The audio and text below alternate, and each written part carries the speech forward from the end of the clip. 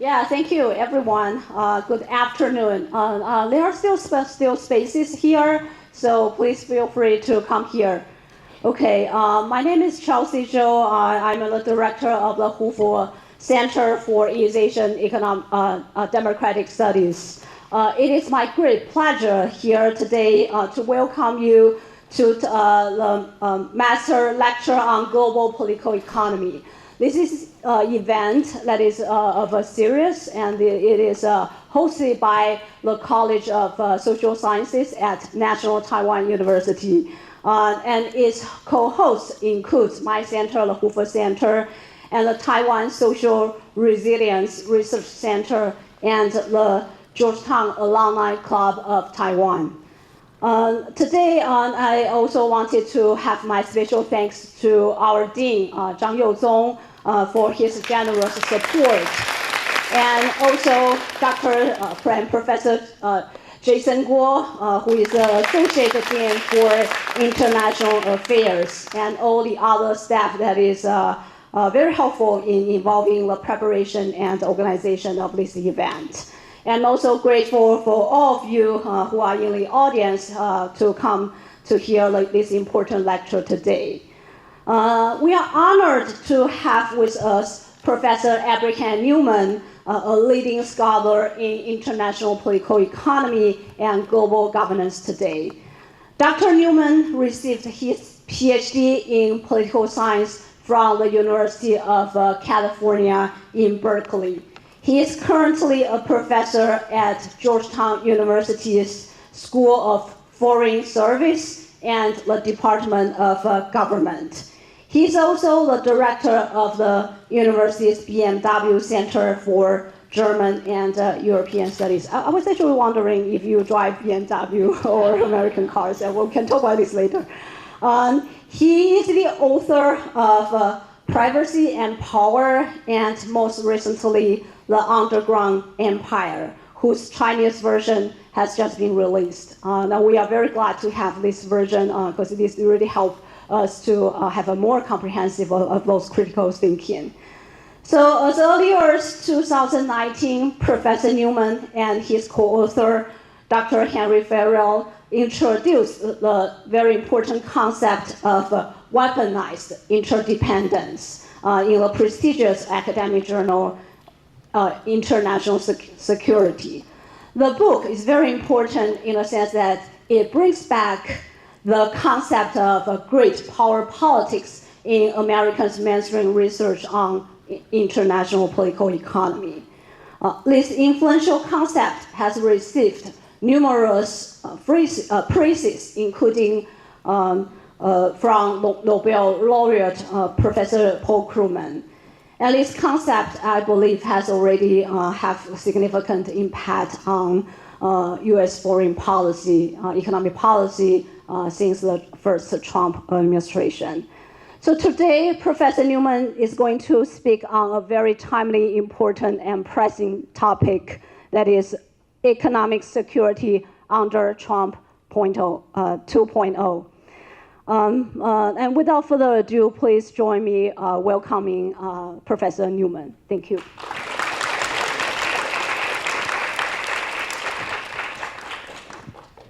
Thank you very much for those kind introductions. I wanted to also thank the Dean and Jason for hosting me here today. I've got 4 goals for this talk. First, I want to just convey the core argument of the book. I want to kind of show how it has transformed relations between the US and adversaries, allies, and the companies that are being weaponized. The third goal is I want to talk about Trump and how he has transformed these tools in the last 2 months. And then I want to offer some kind of paths forward. How should we think about managing a world where economic interactions create vulnerabilities as well as opportunity? So the core of my research is really to understand how global economic networks have transformed politics globally. And it's hard to realize, but many of our day-to-day interactions are new.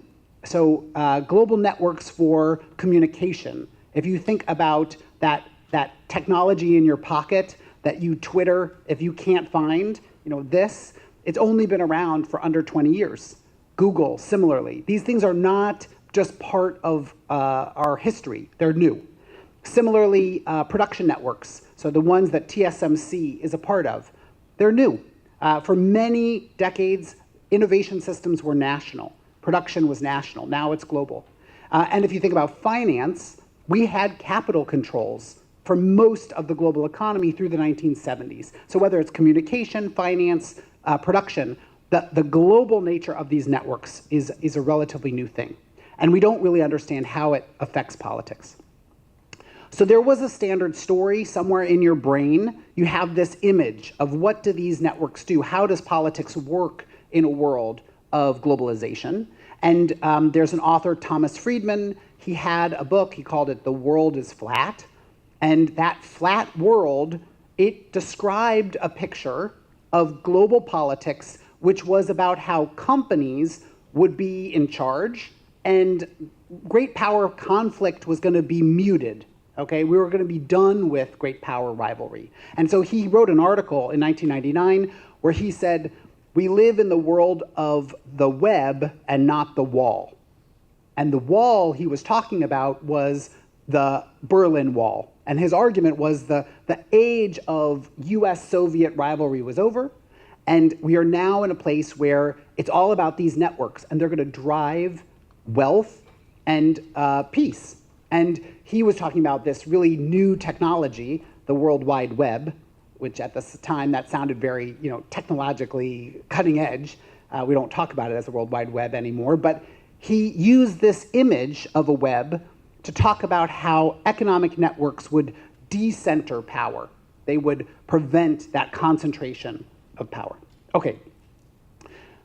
Unfortunately, if you've been alive for the last 5 years, this is not the world we live in, okay? And it's not just because of the man in the top corner. Whether we think about sanctions against Russia, whether we think about interactions between the US and China in the Biden administration over semiconductors, or even the relations between other countries like Japan and South Korea. These types of tools, economic coercion, have been used increasingly by actors across the globe in order to exert their political interests. So how do we understand that? What is this world? How does it function? And how, if you're a citizen in this world, how should you prepare yourself to manage it? So Henry Farrell and I, in writing this book, we have an alternative to the Thomas Friedman world where we make basically two simple arguments that I think can help you understand this place that we're in a new way. So the first is very banal. It's this map, which if you've ever flown Delta Airlines, you know this map, okay? It is about how the hub and spoke system of Delta works. You will be in Atlanta. Doesn't matter if you're going from Cancun to Caracas, you're gonna be in Atlanta. Now that's great if you like Coca-Cola, because in that airport, you can get any flavor of Coca-Cola you can imagine. It's very cool. There's a machine, you can get crazy flavors. But if there's a storm in Atlanta, you're doomed, okay? Because that's gonna shut down any connections.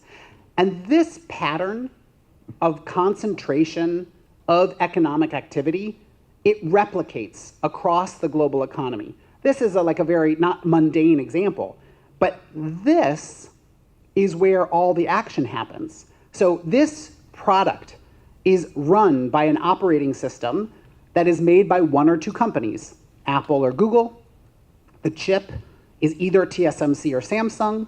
And if you make a financial transaction in the world, it's going to go through just a handful of global banks that process those transactions.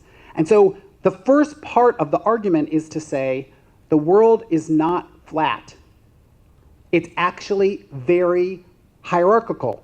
It's concentrated. Economic activity is organized around a few key hubs in the global economy.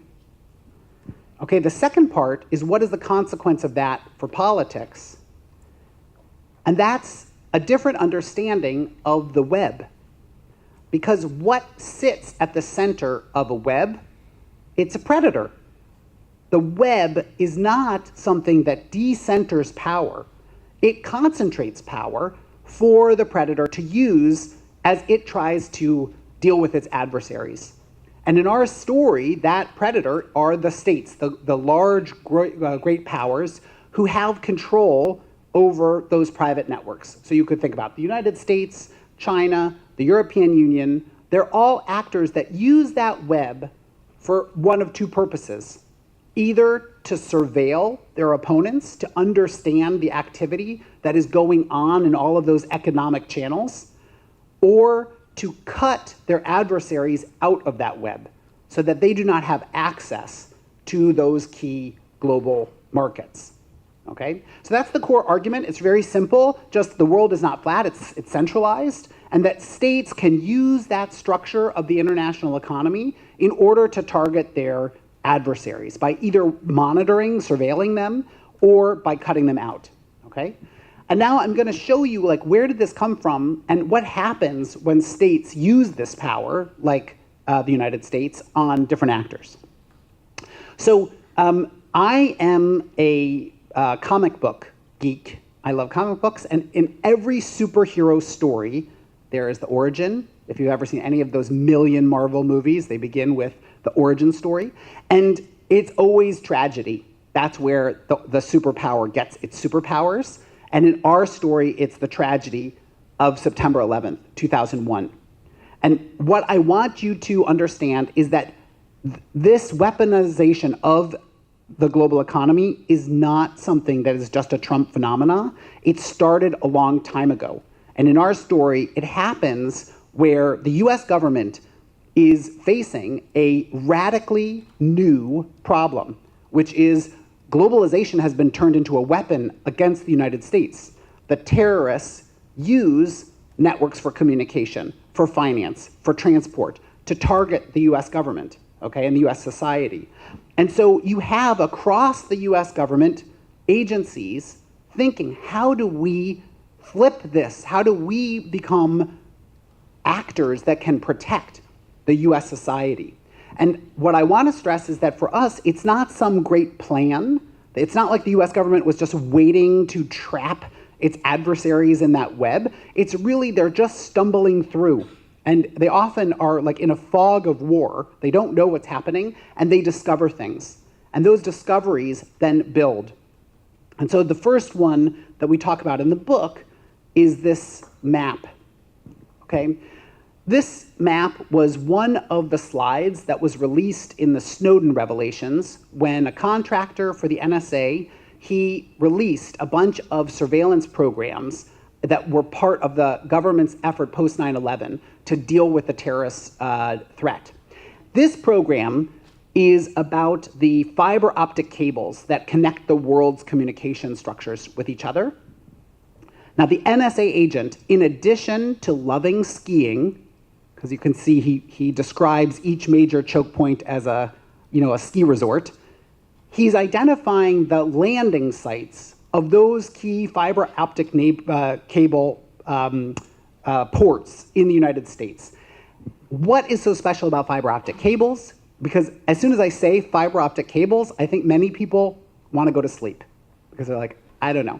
But do you know what is the speed at which data travels on a fiber optic cable? Light speed, the speed of light. I feel like I'm in a Star Trek episode. We're going at the speed of light, okay? What is special about the speed of light is that the planet is smaller than the speed of light. So if you can move things at the speed of light, you have an instantaneous data transfer, where if you're on copper wire, you could get lags. You could get things that wouldn't transmit as fast. So if you're in Brazil, it is faster to go from Rio to Miami and then from Miami to Brasilia, rather than within the country, because the fiber optic cables are going to go faster. Because of that, data across the world goes through the United States more than it might go just even within your own country. And that fact allowed the NSA to monitor a lot of the globe's internet traffic.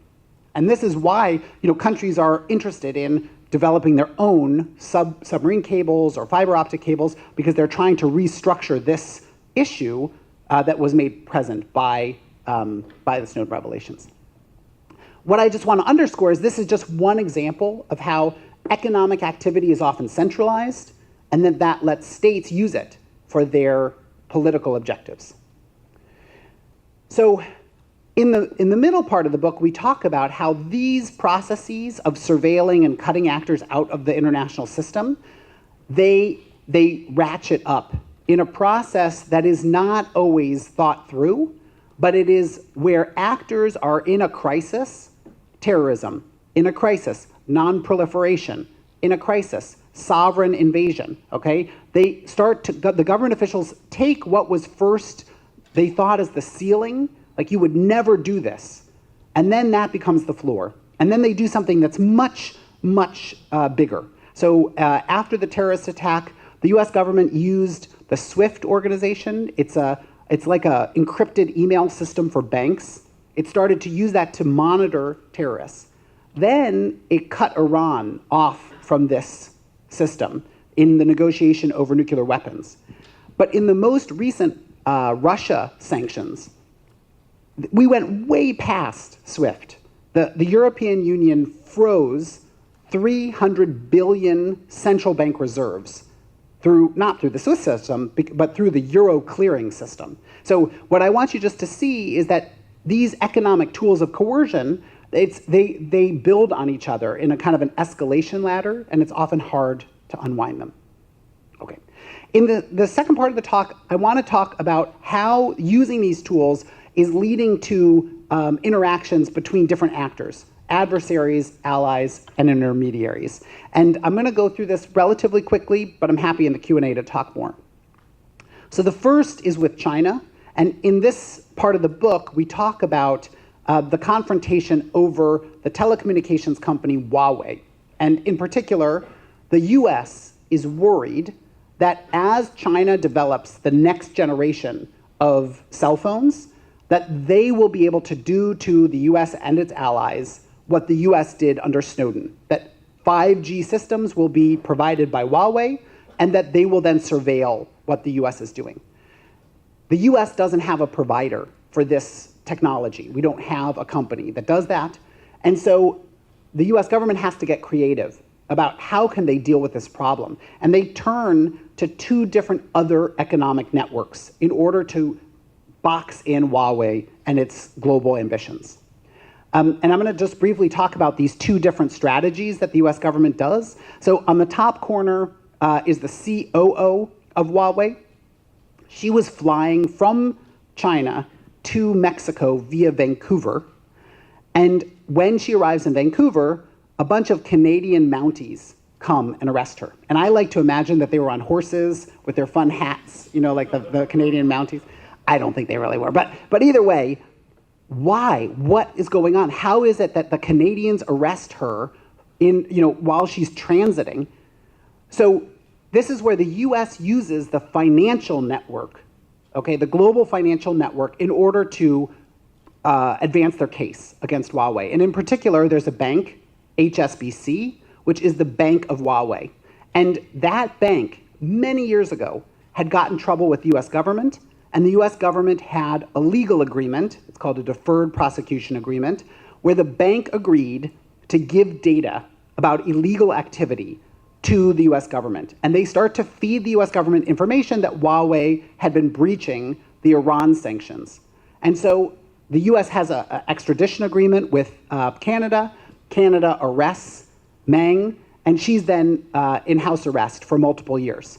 Now, don't get too worried. She has 2 mansions in Vancouver, so she was just in her mansion. But still, for the company, this is a huge blow to its reputation through this centralized economic network. The other graph, which you don't need to read, but it's a different network that the US government uses. Here they use the network of intellectual property that the semiconductor system relies on. And they created something called the Foreign Direct Product Rule, which is another one of those things that kind of makes you go to sleep.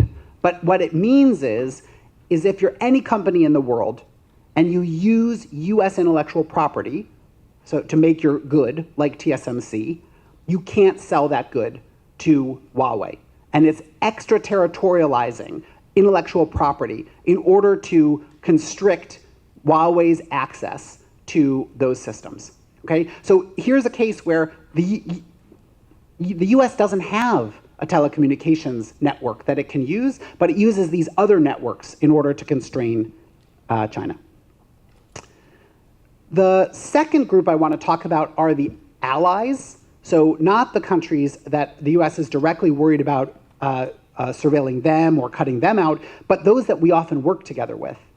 And the European Union is a very interesting case because it's like the definition of the old world is flat order. Okay, the European Union believes so deeply in the World Trade Organization, its whole DNA is built around openness. And so when Trump starts to use these types of economic coercion against Europe, against Iran, Europe realizes it can't respond.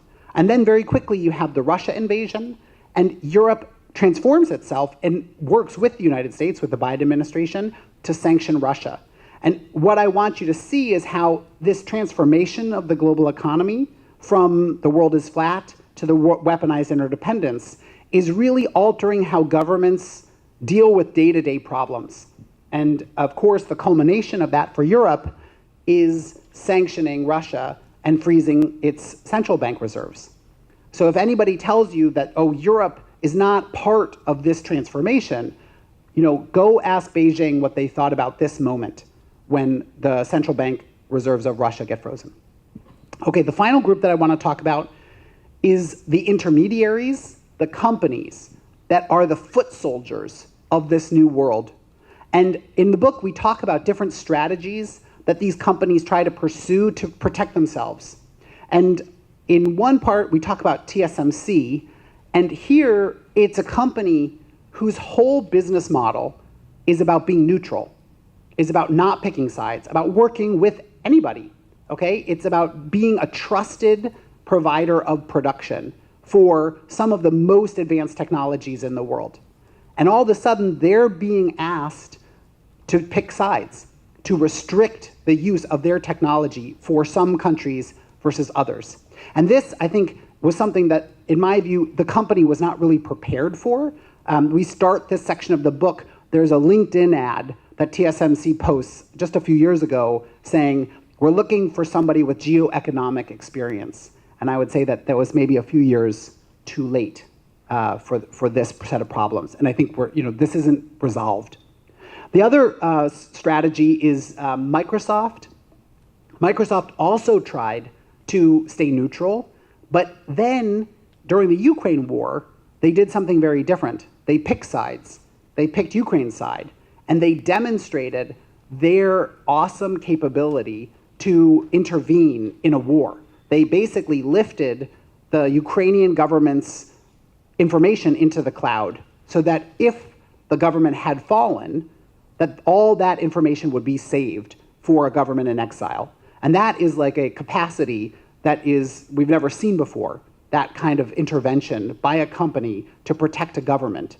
And if there are these crazy corporate videos that Brad Smith, the president of Microsoft, gives, where I don't know if people know the movie Stormship Troopers, where the company is going to save the civilian and the enterprise. And the enterprise in this case is the firm.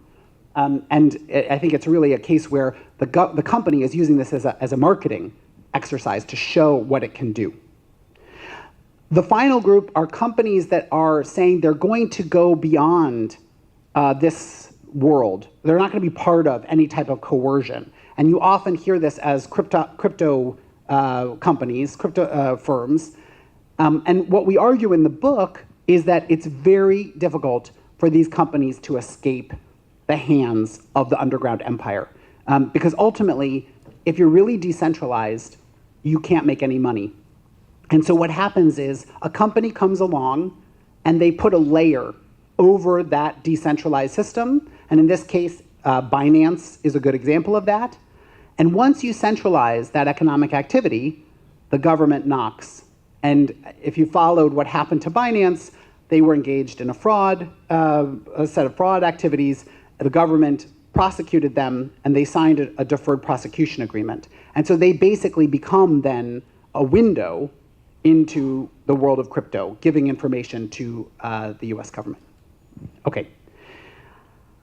The next part, which I think is probably what people are most interested in, dun, dun, dun, is what is happening? What is this world that we've now entered?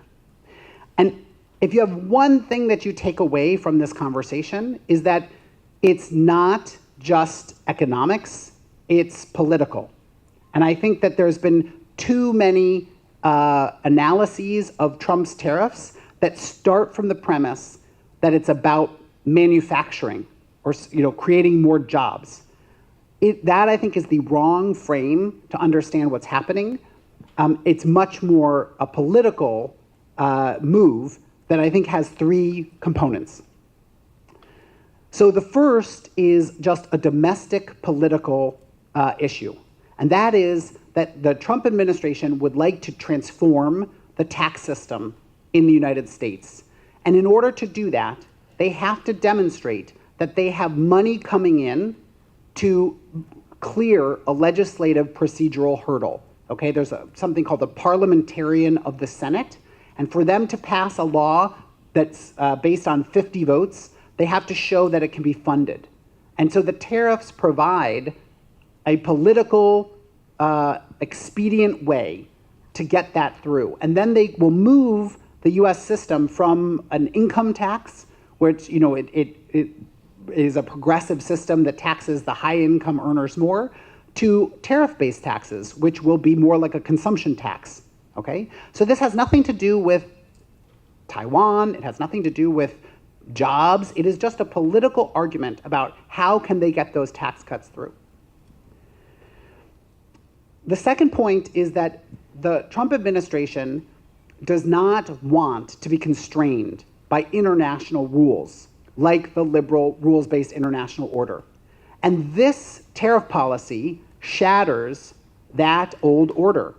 It calls into question things like the WTO. It basically says we are not working through multilateral systems in order to deal with economic interaction. And why do they want to do that? It's because those rules constrain the Trump administration's objectives, its political objectives. Okay? It's going to cause a recession in the United States. It's not about like economic logic, it's about political power and how you maximize that. And the third part is really about negotiating dynamics between the United States and other countries, which is that by imposing tariffs unilaterally across the world, it resets the bargaining dynamic. Every country has to come to try to get a deal with the United States. And that creates a dominance relationship between the president and those countries where he and his kind of insiders, they can ask for concessions from the countries. Now, it might not produce manufacturing, it might not help the US economy, but it helps that core group of people have power vis-a-vis other actors, okay? And what I want to stress is that this is not like a loyalty test type of relationship where you show you're loyal to the US and then you don't get asked for anything else. It's a dominance test, which means that if you give in, you will likely be asked for more. And so it's a very, it's a precarious position if you're the other side of the negotiation. Okay, in the final part of the talk, I just want to talk about the consequences and how we prevent the worst things from happening. So the first is just firms have to understand they're in a new world of political risk. This is not the world where your investments are nationalized by developing countries. This is a world where the channels of globalization, production, communication, finance, are being turned into a vulnerability. And this is like a apocalypse epochal, a very large change in how the international system works for companies that thought globalization worked one way, and now it exposes them to a new risk. Henry Farrell and I have a new piece in Foreign Affairs where we talk about this in the context of the tech sector, about how companies like Google or Apple, if they get too close to the Trump administration, they could risk their reputation in the global market. The second part is that I am very concerned about fragmentation, that you will get a splitting of the global economy into basically blocks. And of course, everybody thinks about like a China block and a US block, but I think you could imagine a world where tariffs against China lead China to dump production into the world economy. And so then countries like Japan and Europe, they raise tariffs, and you get a spiraling of tariffs where it's not just two blocks, but it's really a very fragmented global order, one that would make us all poorer. And the final point, this book by Nick Mulder, what he thinks about is past examples of economic coercion, and his lesson is that the response doesn't have to stay economic. It can also become militarized. It can become kinetic. Countries that feel encircled will or could use military ends to resolve this type of interaction. And in this case, he talks about Japan in the run-up to World War II, where economic coercion accelerated the militarization of the Japanese plans in the Pacific. Okay, so what can we do? The first, I blame myself. It's always good to prostrate yourself, at the beginning and just say, we have to train people to think about economic and security issues together. In my school, where we train like the future leaders of policymaking, we have separate tracks often for economic and security relations, and those have to be merged. We don't have the convenience of thinking that those are distinct. And it's not just about schools, it's about businesses. Businesses have to have people that work on economic security embedded in them, and governments do as well. And so we need to have training programs, leadership tracks that think about how to bring these two issues together. The second is building the institutions to respond to these types of problems. I was just in Japan for 2 weeks, and they have like a model law about economic security. And they have a cabinet office that's based on economic security, and they have a set of institutions in their bureaucracies that coordinate responses to these issues. In the United States, we don't have nearly anything like this. And so we need to have domestically a set of institutions, but you also need to think about regionally. How do countries like Australia, South Korea, Japan, Taiwan, how do they coordinate together in their response if they're the object of coercion by China or the United States? They have to be able to have an institutional capability to coordinate together. I have 2 more points. And this one is basically, we don't have a language yet to talk about how to constrain the worst forms of economic coercion. It's like the moment when nuclear weapons are created, where it didn't come with a rule book. There wasn't mutually assured destruction. That wasn't something that people knew or understood. People like us, we had to come up with that language, okay? A set of principles, norms, rules around when is it appropriate and not appropriate to use these tools, and we need that similar language today about economic coercion. The final point I want to make is just the importance of not just focusing on the sticks. It's easy when somebody uses economic coercion that you think, well, we need to strike back. But often the best response is the carrots.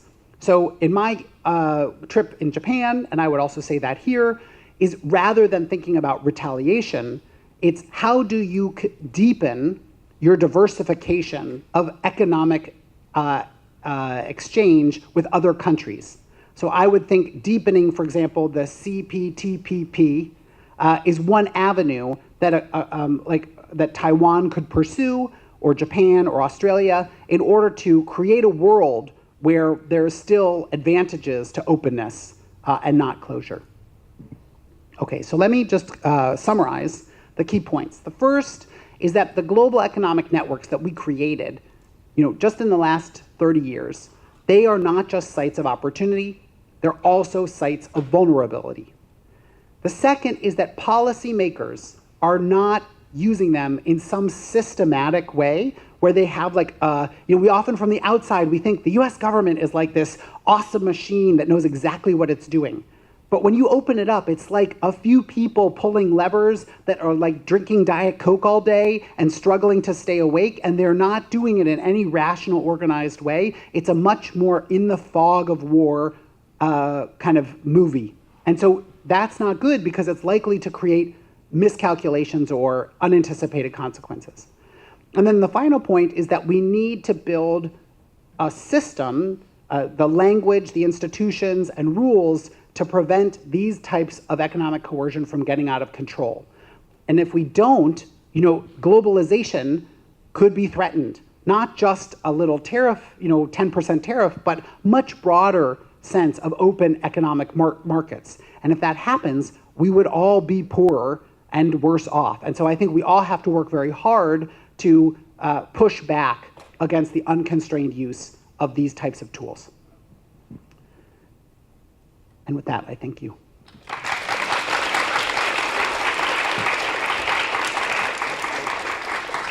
Yeah, thank you so much. It's very thought-provoking and timely important. So we still have 30 minutes, I think, or 20 to 30 minutes. So I guess I would like to open up the Q&A session. So just any questions are welcome, but before that, please identify yourself, your title, your name, and your institution. Okay? Yeah, we have one, Professor Wei Meijun, J.C. Wei Meijun. Yeah.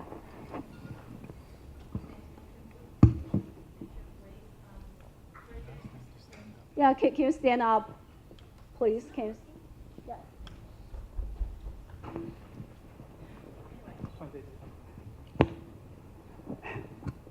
Thank you. Okay, Meijun Wei from Graduate Institute of Development Studies of National Zhenjiang University. I've got two questions. The first one is, what do you think about the response of Beijing to Trump's decision to raise its tariff on China from 145% to 245%, right?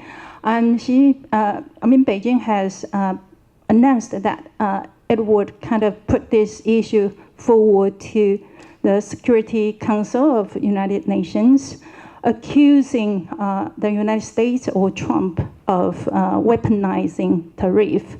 So I would like to know how you think about this. And another one is about Taiwan, because you mentioned the negotiations actually is a dominance test, right? And I would like to know how do you think about what Taiwan should do in order not to be over or further dominated by the United States. Thank you. Maybe we collect 3 questions and then you ask the speaker to respond. Okay, yeah, please. Hi, Professor Newman. My name is Walter Liu. I'm a reporter on technology for Business Today, a major business publication in Taiwan. I have 2 questions. First, what's your recommendations or suggestions for Taiwanese companies working on manufacturing electronics? I think TSMC is not the only example. We also have other noted companies that have a large share of American business, like Foxconn or MediaTek. I know all these 3 companies, they have their own lobby team in DC, but there are still hundreds, if not thousands, of Taiwanese tech companies that mainly focus on outsourced manufacturing in Taiwan. And America market is one of the major area of focus. So for these numerous Taiwanese tech companies working on manufacturing, if they want to prepare themselves better for lobby or legal research or government relations in America, what can they do? Because not everyone like TSMC can hire a former Intel PR guy to head their DC office. So what's your recommendation? And second, I think you just mentioned a little bit about what the education organization can do. So again, for Taiwan, if in postgraduate or maybe undergraduate departments here, in the past we mainly focus on politics, economics, or maybe business schools. So is there any combined track or maybe a new kind of departments that we can come up with to respond to the ever-changing this environment? Thank you. Great. So I think it'll be very difficult for international organizations to resolve this conflict, both because the U.S. often has a blocking position in those kinds of relationships, and also because I think the Trump administration is not that interested in international organizations, and so I think they're willing to accept, that international organizations might not agree with their policy.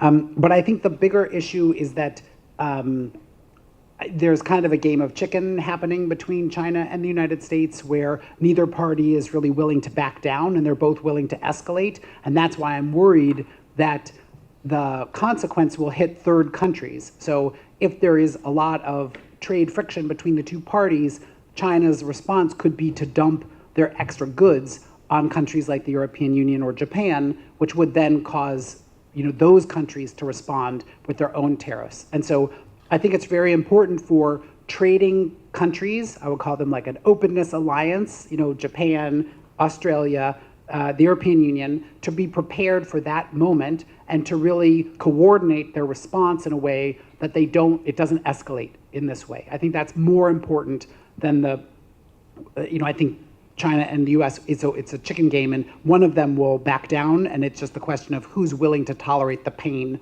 longer. And I have my own bets on that, but I think it's really about the other countries. They should be focused on how to prevent a financial crisis spurring in other countries. On what Taiwan could do, I think the most savvy game would be just to be patient.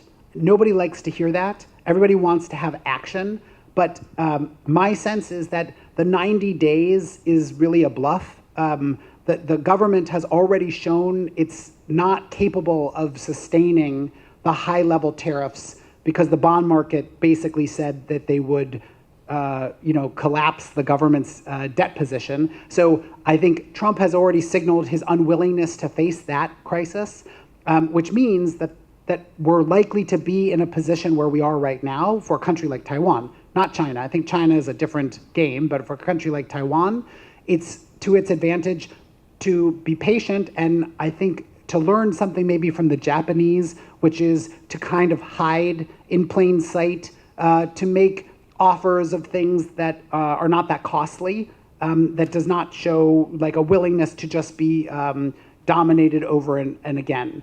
I think the other strategy that Taiwan should pursue is to deepen openness with other countries, is to divert its trade dependence so that it is less at risk. The final thing that this, I think, is important to remember, which is often countries see themselves as independent targets of the tariffs, but everybody is being tariffed. So the relative impact on a firm is much less. If you make, let's say, mango, the Philippines is also being tariffed at 10%. And so the relative competitive disadvantage is really for the US consumer, who has to pay more for mangoes, but not really the Taiwan versus the Philippines. And so if you think about the global impact of these tariffs, there's not that much leverage that the US gets out of them. It's only the fear, and that's why I think Trump is using the tariffs, is because they grab headlines. They are things that dominate the news cycle, 90 days extension, those kinds of things that everybody's watching what will happen.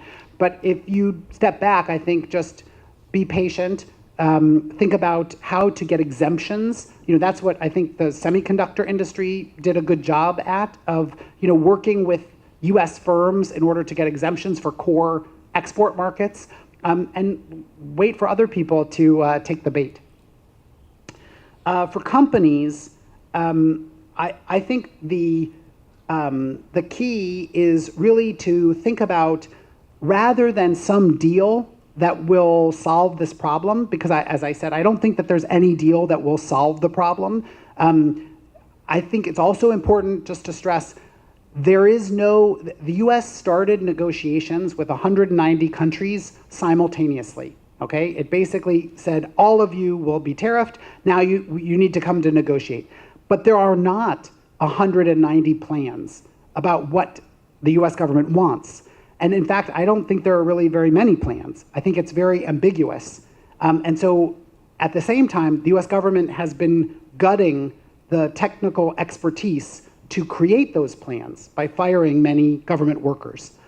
And so if you're a company that is facing an issue, then I would work with US colleagues in your export markets in order for them to be advocates for your interests, because I don't think traditional diplomacy is really going to be the solution to these kinds of interactions. I think it's going to be much more business to business interactions that then will work up the political chain to the Trump administration about what are the consequences of this policy for US companies and US actors, and that will, I think, be the most effective channel. The final point about training, I think that this is a really important question. There was a government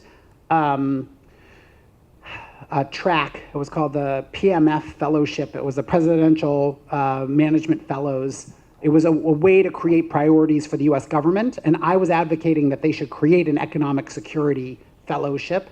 Right now, the Trump administration has really gotten rid of all those efforts, which I think is to their own, it will only harm their ability to coordinate these efforts. But I would encourage other governments to do that kind of a thing, and I think firms should also create that kind of a system. I have started teaching a class on global economic security.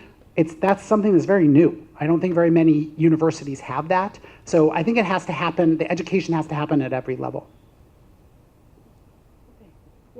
Any other questions? Yeah, please. Dr. Newman, my name is Joshua, and I'm a research assistant from Academia Sinica. So I have two questions and asking for my friend. And the first question is that, what's your opinion about the U.S. weaponized interdependence measures that mostly is a short-term impact? Because as we know of the recent years, those America's WI has it seems like impact like China or any other authoritarian countries, like it really is a short effect instead of the long-term one. So what do you think about is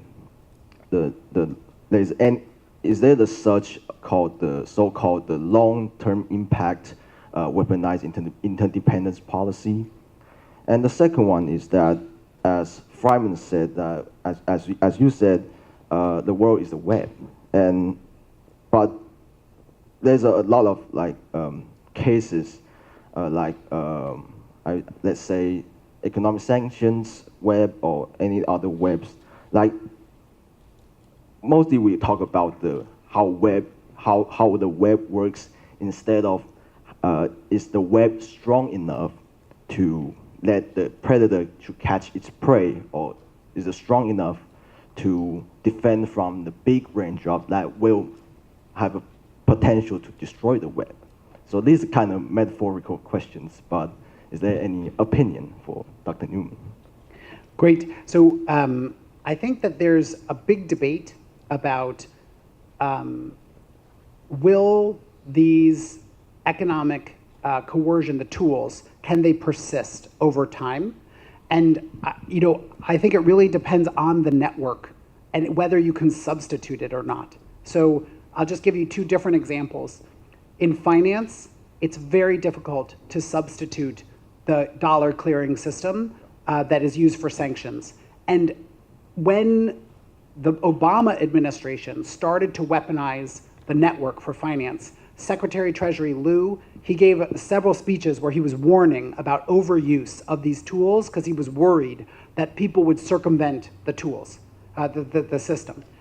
But honestly, it didn't happen. And when Trump used these tools more, people kept using the dollar. And often, people's use of the dollar even went up.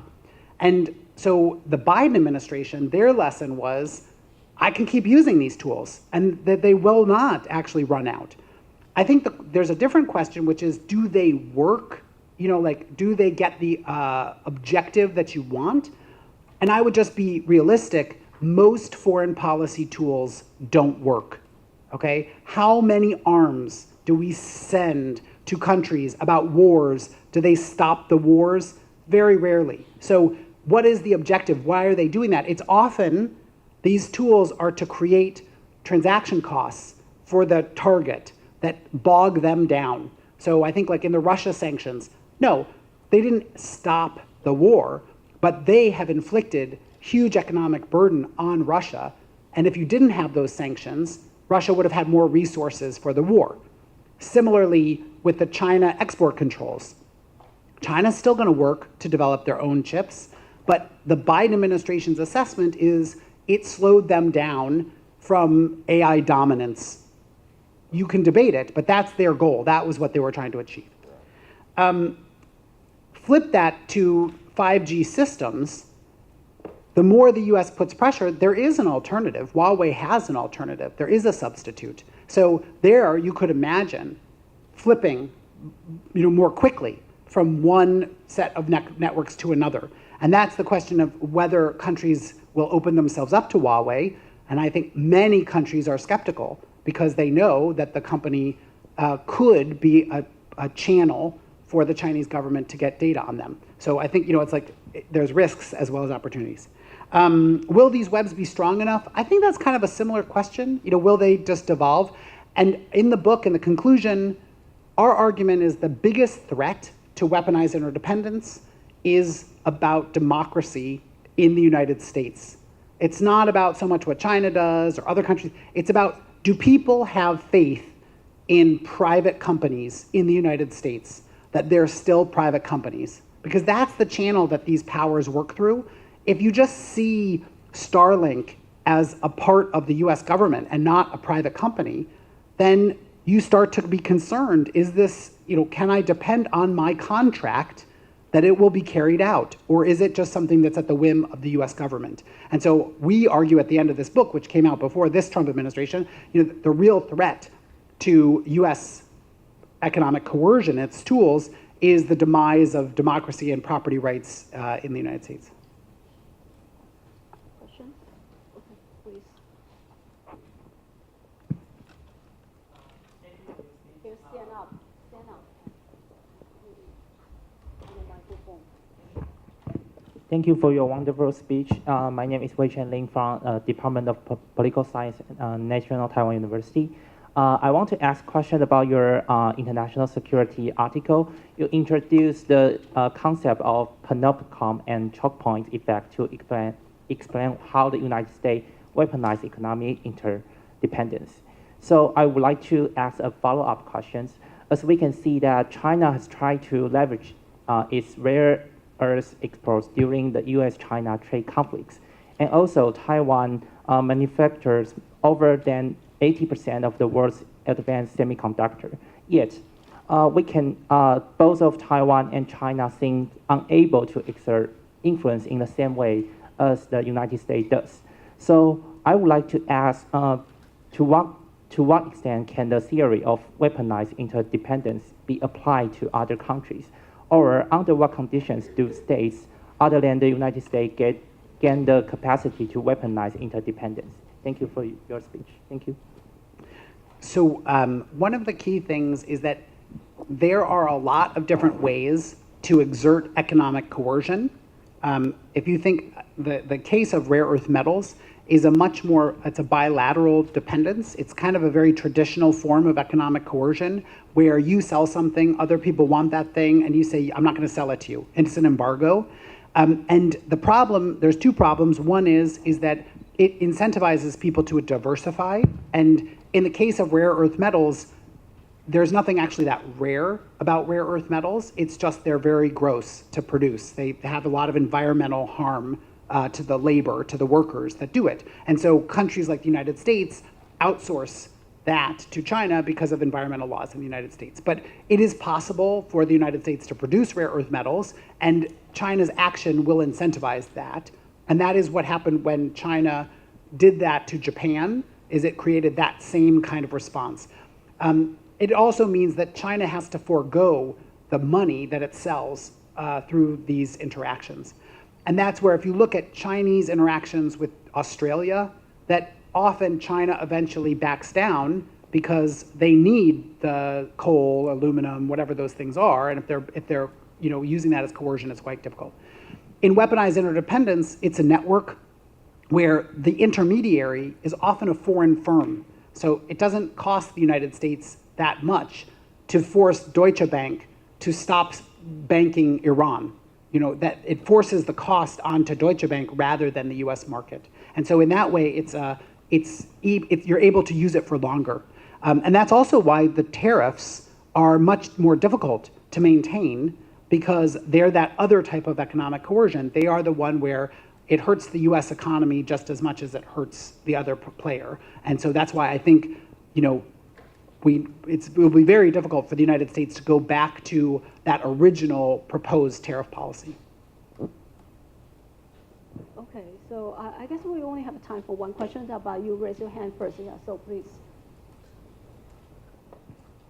Hello, my name is Kwan, and I'm a software engineer working in Taipei. And I just had one quick question. So I was wondering what you think, if Trump actually gets what he wants and creates this new dominance structure that you mentioned earlier with these other countries, do you think the policy positions that he's pursuing right now are actually going to be favorable to future presidents, or do you think these policy positions will simply just go away after 4 years?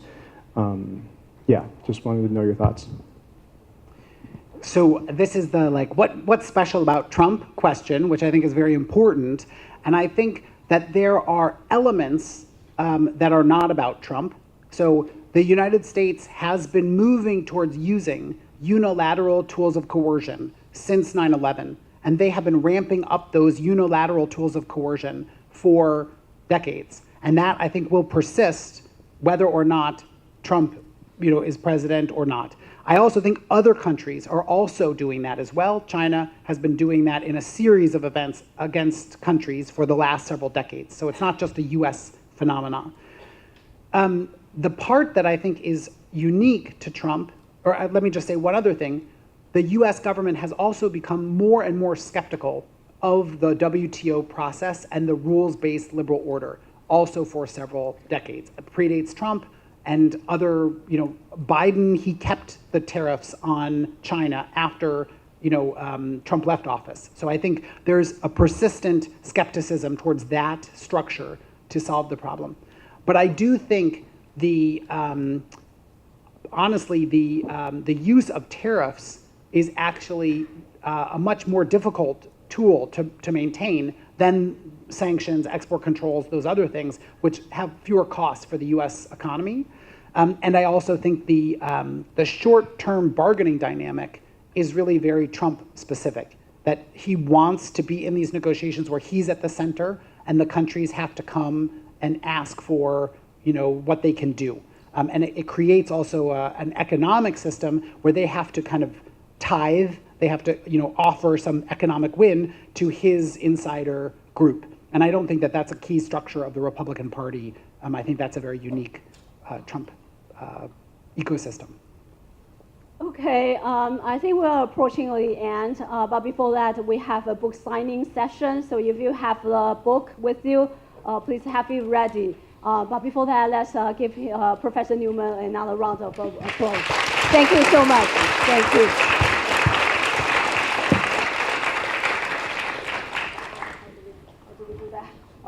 that. So, yeah.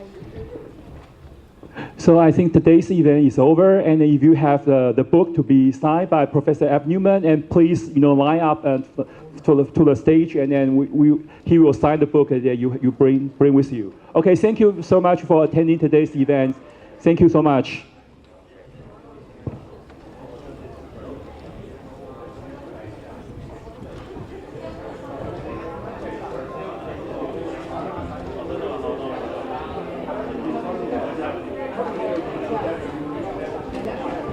Professor, these are the times for you. Perfect. I saw.